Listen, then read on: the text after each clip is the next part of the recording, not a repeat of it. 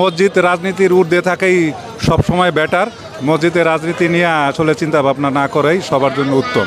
এই জন্য মসজিদের জায়গায় থাকবে, রাজনীতির জায়গায় থাকাটাই আমি সহায়ক মনে করি।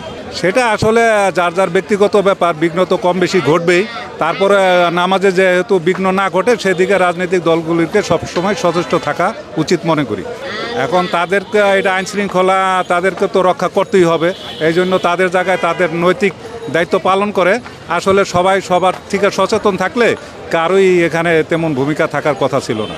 আসলে ওই যে আমি আগে বললাম যে যার যার আইনশৃঙ্খলা বাহিনীর আইনশৃঙ্খলার দিকটা তো দেখতেই হবে, পাশাপাশি আমাদেরও যেন আমরা মুসল্লিরা ঠিকমতো নামাজ পড়তে পারি সেই জিনিসটাও তাদের দেখতে হবে। প্রতিবার শুক্রবারে এখানে তো যে বিভিন্ন ইসলামী সংগঠনের সমাবেশ থাকে, বিশেষ করে ফিলিস্তিনি ভাইদের নিয়ে সমাবেশ ঘটে থাকে।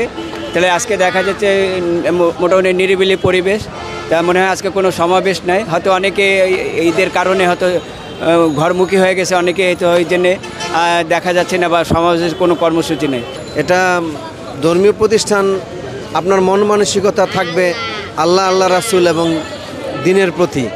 এখানে দাঙ্গা হাঙ্গামা ওই জাতীয় মন মানসিকতা থাকবে কেন? We have to develop our mentality.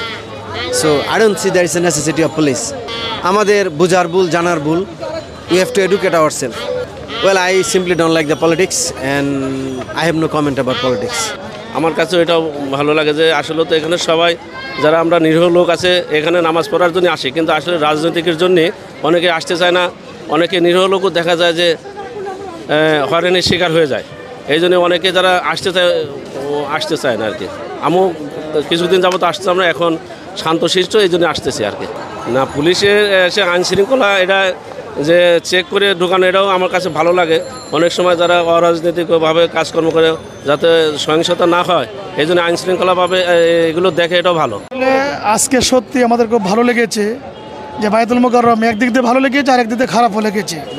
ভালো লেগেছে এই জন্যই যে অন্যদিন আমরা নামাজের পরে বিভিন্ন রাজনৈতিক প্রোগ্রামের জন্য মুসল্লিদের বিশাল একটা অসুবিধা হয়, ভোগান্তিতে পড়তে হয়, কিন্তু আজকে এটা আমাদের চোখে পড়ছে না, আমরা ভোগান্তিতে পড়ছি না। খুব ভালো লেগেছে।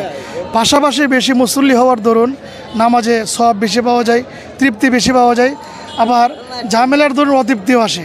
তাই আজকে দুইটাই আমাদের মধ্যে আনন্দ এবং বেদনা উভয়টাই আমাদের মধ্যে লেগেছে আজকে। আর এই ধর্মীয় একটা মসজিদের মধ্যে আমি রাজনৈতিক কোনো প্রোগ্রাম, এটা আসলে আমাদের কাম্য নয়। রাজনৈতিক প্রোগ্রাম করার জন্য প্রত্যেকটা দলেরই স্ব কার্যালয় রয়েছে এবং স্ব অবস্থান রয়েছে। সেই অবস্থান থেকে আল্লাহর ঘরকে রাজনৈতিক কার্যালয় বানিয়ে নেওয়া, সেটা আমাদের কাছে শোচনীয় নয় আর কি, শোভনীয় নয়।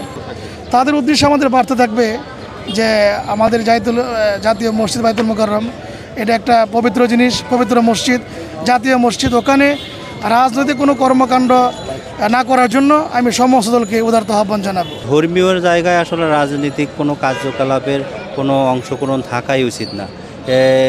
আমরা অতীতে দেখেছি বিভিন্ন এই বাইতুল মুকাররমকে ব্যবহার করে অনেক রাজনীতিবিদ বা অনেক রাজনৈতিক দল বিভিন্ন ফায়সা হাসিল করত।